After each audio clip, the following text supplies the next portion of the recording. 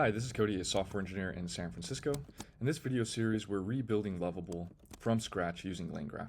In the last video, we created a very simple prompt in LangSmith that just has the large language model create an HTML page, and then we pasted that into a starter project in VS Code or Cursor, and then loaded that page in the browser to see the output from the large language model. In this video, we're actually going to create the user interface where you'd be able to do all of this from the browser without having to go into LangSmith or copy and paste code back and forth. We're going to create the foundation for that in this video. Now, a very common user interface pattern that is not just employed by Lovable, but also by OpenAI, Claude, Bolt, etc., is to have a chat interface on the left where you can type in your message, send it to the large language model, have the agent and the large language model respond to you, and then have a preview of what you're building on the right. So in this video, we're going to recreate that structure. We are going to be leaning on Cursor throughout this video series, just because it's very fast, very simple, and we can I can show you how I apply vibe coding to build prototypes and write code very quickly. So first, let's go ahead and open back up our Cursor project. And in here, you see we have our existing page.html. We're starting very simple. We're going to go ahead and create a new file here. It's going to be called chat.html. And from here, we're going to go ahead and put hello world. Let's make sure this page is loading. Let's go back to our project here, and let's change this to be /chat.html. Okay, and there it is. We have a hello world loading. From here, we're going to go back to Cursor. We're going to select all of this and type Command L, and that will bring up our chat window here. And when I use Cursor, I like to just go a little bit old-fashioned and use the ask function, which is just a little bit slower and allows me to verify the code output and the agent's reasoning before it automatically starts applying the code changes to my project and running terminal commands. And for me, I just like to have a little bit more control, a little bit slower, just kind of read through and think through what it's saying, which is, in general, I think a good tip if you are vibe coding projects. So from here, I'm going to go ahead and paste in a prompt. And this is just a clear prompt describing to the agent what we're trying to accomplish. So it just says, please create a full HTML document with the chat interface on the left 1/3 of the page and an iframe on the remaining right 2/3 of the screen, with the chat input field on the bottom left with a send button, and then message history above the input field. Can you make sure it's in night mode? Let's go ahead and send this off. From here, Cursor is doing its work.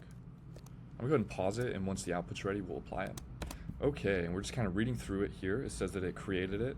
Now, I could go and read through the code very, very closely, but that's so 2024. So even though I'm not using agent mode, I do aggressively apply the recommendations. And then when you hit apply, it will show you this kind of diff view of it, which is a very nice feature of Cursor. You can click accept file, or you can hold command and hit enter to very quickly do that. And now I'm going to go ahead and switch back to this tab, hit the refresh button, and look at that. We have a nice kind of functioning HTML page. Let's go and just test. We'll say test and see what happens here. Okay, so the message gets sent and appended to the list of messages. Great. Now, the next step is that when the user actually types in their input message and sends it, that it actually sends it to a place that we can route it to an API such as OpenAI or Claude. The fastest way of doing this is just using Python, in my opinion. So that's what we're going to use. We're going to use a tool called Fast API, which can take incoming web requests very easily and then run the Python code that we need it to run and then respond to the browser. So let's go ahead and set that up. So I'm going to create a new file here. We're just going to call this app.py. Go ahead and open up the terminal here. And what we're going to do is same thing. I'm going to say hello world, and I'm going to select it, do Command L to append the context to Cursor so Cursor knows what we're talking about. And I'm going to say, please implement a basic fast API app with a single route that returns hello world in it. Go ahead and send that in. Let's give Cursor some time to think. Okay, it's responded. Go ahead and click on app and click apply. Accept that. Now it wants us to set up some of our Python environment. Now the first thing I'm going to do is I'm actually going to set up a virtual environment just so we don't clutter the package library on my local system. So I'm going to say python-m venv. That creates the virtual environment. We're going to go ahead and activate this source venv/bin/activate. Okay. Now let's go ahead and install Fast API and Uvicorn. Great. Now let's go ahead and open up our terminal here. And I'm just going to run this on the right-hand side of my screen. So we're going to go ahead and let's run Unicorn app reload.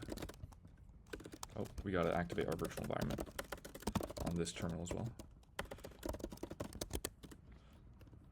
Okay. Let's go ahead and check that this route loads. So let's open up our browser here. Open up localhost 8000, and there it is, hello world. Now the next step is to have this route actually be hit by our chat.html.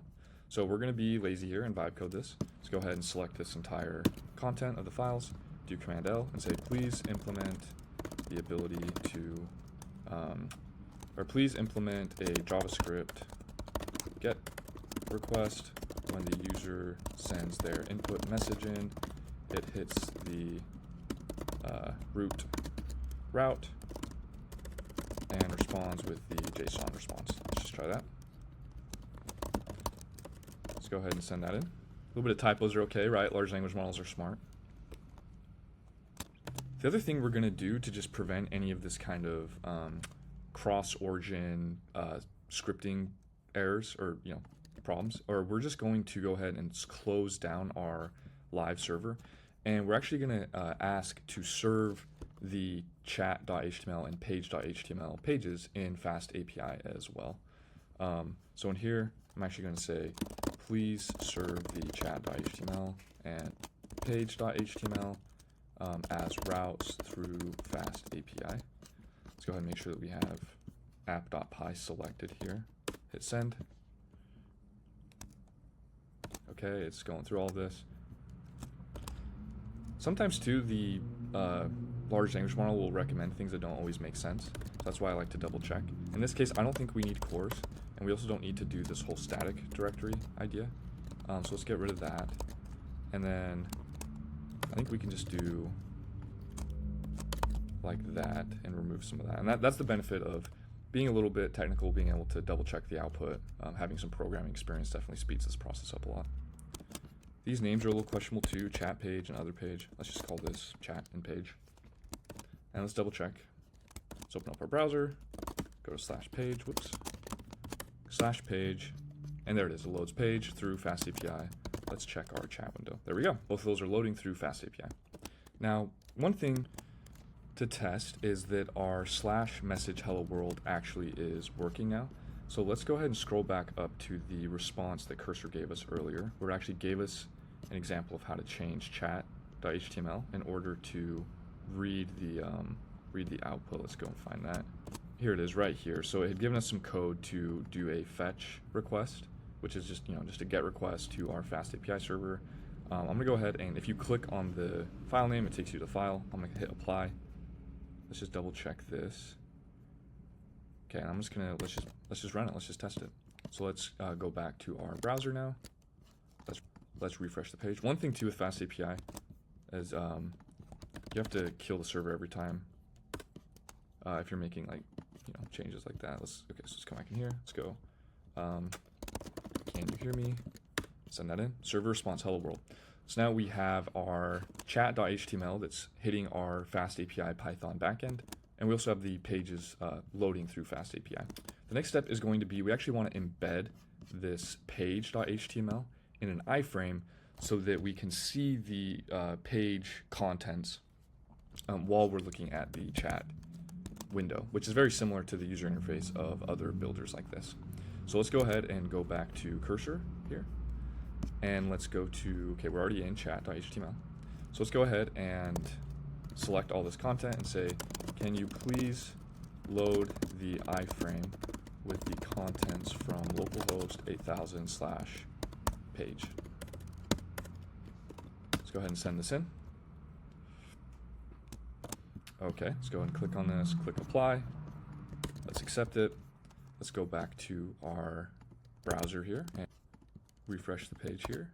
And there it is. We have the page.html loading on the right-hand side and a chat window on the left-hand side. So in the next video, we're going to tie in the APIs that we need in order to have this happen dynamically where we're not having to copy and paste things back and forth. And we'll just make it really simple where when we hit the OpenAI API server, we'll just have the large language model response be saved directly into the page.html. So I'll see you in the next video.